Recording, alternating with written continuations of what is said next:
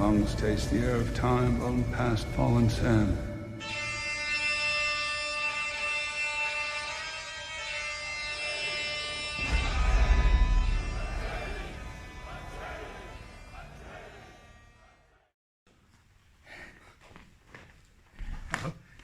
Hello, Atreides HEMA.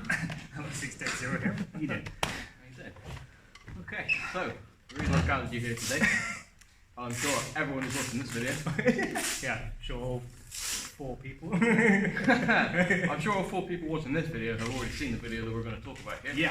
Yeah. You told me not to watch it because, and I didn't, and I was gonna. Like literally, as you messaged me, I was gonna. And then you said, oh, alright, cool. What excellent timing. Yeah. The video we're talking about is Scholar Gladiatoria.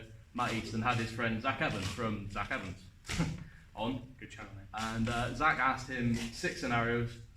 Which weapon would you choose? Yeah, gotcha.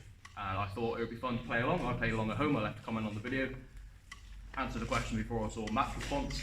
Well, did you find you were fairly similar, or? Kind of. We had some of the same reasons. Yeah. But Matt is a lot cleverer than me. Yeah. I think he specialises in different weapons as well.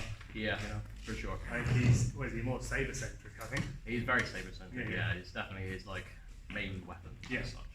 Cool. So I think let's just get into it. Okay. Scenario 1. Yeah. Open ground, unarmored duel, matched weapons. Unarmored dual match I'm weapon. trying to ask these exactly how Zach asked them Yeah. as well. Zach gets all the credit for these Do questions. you know if the person I'm fighting, if they're good at fighting, whether they're like a... You want to consider they're kind of an all-rounder. Yeah. It's not a loser, knows nothing, but it's not going to be an Open expert in whatever you choose. Yeah, Someone yeah. of a similar skill level to you, same Open kit, ground. same weapon. Am I allowed a sidearm, or is it just one weapon? I think maybe just pick one weapon, otherwise this weapon, video is yeah. going to be about 30 minutes long. And then I have a gun. Open ground. I'd probably go longsword then. If it was open ground, I had plenty of space to move. I think I feel more comfortable with that. Yeah, sure.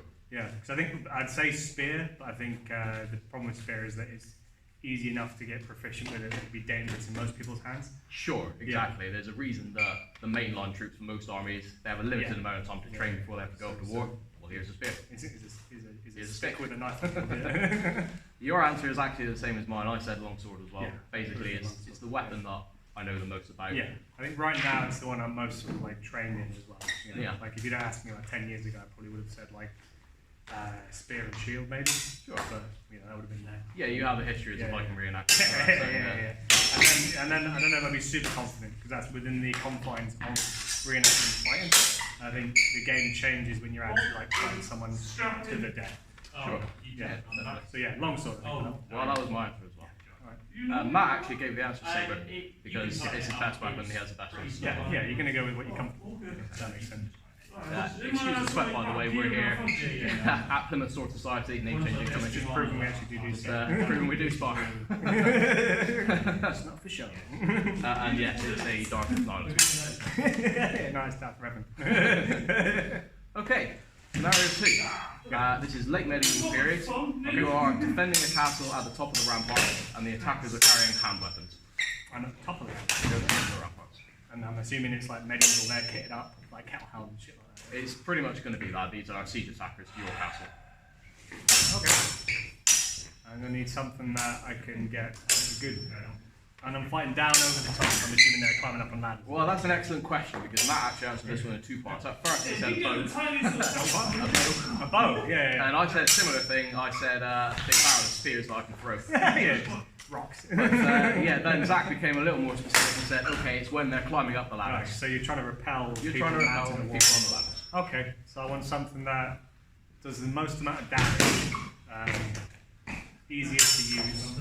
I want to use a sword, because if they're fighting up towards me, I'm assuming going to be helmeted, so they can sort of like duck down and like, I'm going to have to be super accurate to make any more. I'd probably go for something like a mace or like a warhammer, something that's like heavy, single-handed, so like a lanyard. Yeah. So I can hold onto the parapet with one hand, and I can just absolutely wail downwards if the dude's coming up, you know.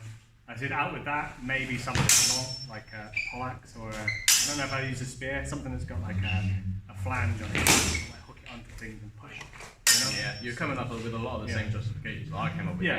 Here. I said a warhammer. Yeah, that's it. I said a warhammer and shield, basically. Yeah. So I can stand there, swing down, Yeah, shield would be a good little shout. spike on the top to poke him. Yeah, just And have multiple play with that. options. Throw in a battle with. Yeah, no, I reckon that'd be a good shout. Yeah, Matt gave pretty clever answer here. He thought a sword would be good. He thought that a blunt weapon, after a lot of his conversations with DeQuartum, I'm sure people have seen that as well, or those series of videos, that he's gone against mace as an anti-armor weapon. He went for an armored sword and a pavus, which is Okay, yeah. an extension of, I thought, well, I want a large shield. That's pretty much as large as you can get. The biggest shield. Alright, fair enough. I like that. Yeah, I thought it was a cool answer. Okay, scenario 3. The situation's reversed now. You are climbing up the ladder and attacking the castle. I don't want to do that. And I'm attacking upwards. You're attacking upwards, and we're going to assume that your armour is your standard men at arm armour. You're going to be wearing the same thing, probably a warhammer, things like that. I already don't like it. So I'm attacking. I want to have something that I'm going to feel like I'm maybe coming up. But then once I get to the top of the ladder, I want to be able to fight with them up there, you know? Yeah, sure. I'm not fighting a castle, maybe men at arms. And yeah, that's a hard one. I think I couldn't climb with a shield in one hand unless it was a small shield, you know. Or something. I don't know if I could actually like use a ladder while holding the shield. Yeah. I'd have to sew it like mounted on my back, but then it's not providing any protection because I'm not going to attack from that direction. So I don't know. Like maybe if I could climb one hand with the shield, then I could protect my head. Yeah. You know, climbing up like that, and when I got to it, I could draw my weapon, and then I'd probably go for probably like a sword or something. Like using, you know, like one-handed sword, a decent one, like a chunky one, you know, nothing too thin. Yeah, I think maybe like something like a mesa, or I don't know if I want to go for sort of like a you know, like a hand axe or a warhammer in that situation. Sure, something a bit more multi-purpose. Yeah, I think I come up against more likely come up against people dressed similar to me. They're not all going to be like dudes in full harness. Necessarily the guys in sort of like the Gamsons. Yeah, these are your guys. Yeah. They've been stuck right on the front line. Yeah, so I probably want a multifunctional stabbing slash. Maybe have a little rundown at the back. Yeah, I reckon something like a small shield would be good for like actually getting up there. So you're not going to get immediately beamed in the head on the way up. Yeah, that totally makes sense. Yeah, I think I'll go for that. I gave a very similar answer to you, and actually I don't think you'll be happy with actually. I said I would want a shield in one hand, but I'd also want something that, while I have the shield, I can have another weapon in that hand ready to go. Oh, right, I see. So I said a Viking sword. Yeah. Just some type of utilitarian short sword that's there and it's ready to go. Yeah, and you can definitely, I've done it, you can hold the blade, because if it's a center punch shield, you can hold the weapon like with your fingertips and thumb, while, you know, fighting, you know, maybe even use something like a langsax, so like a halfway house between a full sword and that makes sense, fighting knife, and then it's there, ready to go, so you grab and fight with, you know? Yeah. I did also say the same as you, that I'd have as many daggers and axes. Yeah. Also trapped to me, just so I get because I don't think I got a great chance up there. I just do this nightmare of swinging, someone knocks it out of your hand, and you just sit sort of flatter down the wall. And you're there like that, I guess I'm fighting one hand with a shield. Mac's answer again here is showing his expertise and how much more he knows than us. Again, he wants a pavus up the ladder. The whole pavus. More of a hand pavus slash large shield. I believe the example he gave was a normal teardrop shield. Jesus, I don't want to carry those up a ladder. No, neither would I. I think his point was just you have it above your head, it's more cover. Yeah, I think I'll go for so like the Viking stuff. They have the full size shield from your elbow to your knuckle times 2, so it sort of like hangs out back there. And then they have sort of an intermediary sort of like skirmishing shield that we normally use in conjunction with like a one-handed spear or something. And that was maybe about yay. So it was like a half. Right, fine, yeah. And it was a sort of more of a, it was more like a, I guess, a Scottish Taj. Yeah, that kind of a size, you know? Kind of a halfway all-rounder. You know, enough that you're really mobile with it. You're not quite as protective as a full-size shield, but they're still giving you a great deal. But definitely from above, it's going to cover most of it. Like from the front, your legs are exposed and stuff, but like climbing up will be enough. You know, especially if there's just someone going to launch arrows down the middle of your head. For those that are interested, Matt wanted either a spear or a dagger as well.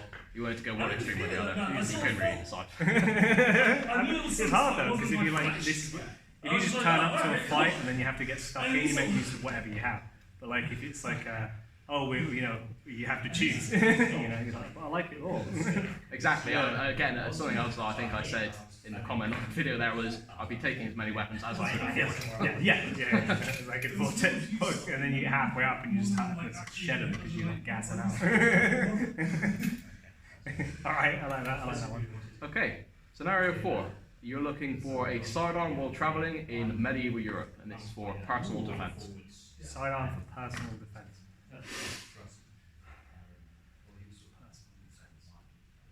Just I don't know, I'd probably go for something like a, I don't know, because if I'm just traveling around, likely to get set by bandits and things, right? So, Sure. yeah. This is your kind of guys you're going to be facing, yeah. Yeah, you're going to be just ruffians. Ruffians that are after whatever you're carrying on you. Ooh, that's a hard one. I'd like to do like an Aragorn Strider, like move around with a longsword on. Sure. You know, but at the same time, I'm feeling like something more practical, like a quarterstaff, or even just like a pole weapon that's like tall, so you can use it as a walking stick as well. Yeah. But also then you can use it to fight. And I guess if I'm expecting to get attacked by maybe more than one person, and sort of like a pole weapon might be a good idea. You know, so yeah, maybe something like. Tell you what I have actually, a bardiche. Just because that says don't mess with me. It's just a massively over the top, like spear axe looking thing. Yeah, bardiche. I'm going hard with a bardiche. Again, I feel like you're falling back on a Viking history because that's not far away from a Dane axe, which is something you know is pretty much. Yeah, I could go for a Dane as well, that'd be nice. Yeah. I go for the biggest historical example they had as well. The blade at the side of your torso. Just because, if you're walking up on a guy and you're like, I'm going to mug him, and then you see he's using the biggest axe you've ever seen as a walking stick. Sure, like, as always, not. the easiest way to win a fight is to not get into a fight. Yeah, psychological warfare, that's what I'm going for. Yeah, I think that, because it'd be useful, obviously if you break the staff in your travels as well, you can replace it with, a half. And if you're coming across villages, it'll be easy enough to obtain a long enough stick to replace it. But yeah, if you're traveling with a longsword and you need to maintain it, then you can run into troubles with that anyway, like long-term travel. Yeah. Well, I did think sort of similar to that. Again, as we know, longsword is my best weapon, but I thought it's a bit cumbersome to carry around the whole place. And like things like sitting down, and exactly. And like I say, if it's raining heavy and stuff, you might get it rusting into it. So cheap. Yeah, okay. Well, don't go too hard on it because I didn't think much about it. And I went for a side sword. A side sword, yeah. I went for a side sword. Yeah. I was initially thinking something like a mesa, like a one-handed sword, easy to carry. Yeah, sure. Well, side sword is basically my favourite one-handed sword, in my opinion. The absolute pinnacle of swords. Why do they make anything after it? Yeah. Question maybe? Yeah. Matt here, sword and buckler. Yeah, I like that. Yeah, because you can carry both nice and easy. He went for a very pure medieval answer. Yeah, mine is pushing the rules a little bit late medieval. Yeah, that's fair. Yeah, no, I think the sword and buckler is a sound shout as well. Because you've got both. You've got protection and you've got weaponry. It's lightweight, easy to use, And yeah, if you're proficient with it, which you definitely will be, you know how to actually utilise it to make the most of that time. Well, it's hard to have an original conversation on this topic. I'm repeating a lot of what Matt says here Weirdly, because he knows a lot more than I do. He makes all the good points, but it was a very popular defence weapon in the medieval period. You see a lot of people, a lot of depictions of sword and buckler. It was obviously popular for a reason. Yeah, no, I agree with that. I agree with his choice. Making me rethink my body shit. Well, you're giving it now, and I'm going to be fighting you with a side sword. That's fair. I'm going to get up in you. I got a chance. I've got maybe like one good swing. We're into like the fun end of the scenarios here. Okay. Scenario 5, and it's purely looking good at a formal event. Looking good at a formal event. Yes. Any period or just? I think we can open this up to melee combat era. Anything medieval, late medieval, Renaissance is probably on the table because. That looks cool. Yeah. Oh, that's a good one. I quite like the Landsknecht spy hammers. A lot of them were super fancy, especially if I was wearing like in conjunction with all of the sort of like fluid clothing. That armour that was designed to look like puffy jackets. Yeah, definitely. Gigantic hat. Yeah, you gotta have the hat. You look handsome. That'd be some serious drip. That'd be like really looking cool. But then I guess you could go for something super ornate looking. Yeah, well, your answer, you went a lot more original than I did. I just went side sword again. Like but this time, with a complex hilt. They're really nice hill. No, I think the thing is like, you know, if you've ever been in like the Wallace collection, some of the swords in there are like, they're so fancy, I wouldn't really want to fight them. I've been worried about sort of like all the gold and jewels like falling off. Yeah, and I don't want to damage any of the etchings on the blade or anything. No, like that. yeah. And I'm like, I don't need the sword, please. You know.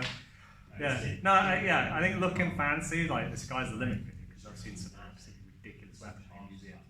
It's just like the ones that really got me were the muskets. Like some of the hunting guns that were just like, they had like mother of pearl inlay and like some seriously like jet and jewels, and like I just feel like one shot and it's always going. Yeah, it's not the kind of weapon that your average guy is hunting with. I wouldn't be comfortable, because I'd trip. This is one of the big guys out on a hunting trip with his mates. Going, check out what I got. Yeah, flexing. The guy with his new golf club doesn't use it. just for show. Yeah. No, I think if I was going to be super flamboyant, something like like a spy hand, which is really freaking ornate. But equally, like if I wanted to just look cool, I've seen some pretty sick looking axe guns.